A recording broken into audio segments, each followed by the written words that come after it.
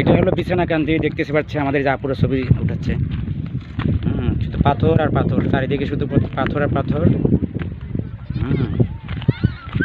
খুবই পাথর। আমরা আবার আসলাম আজকে 16ই মে 2023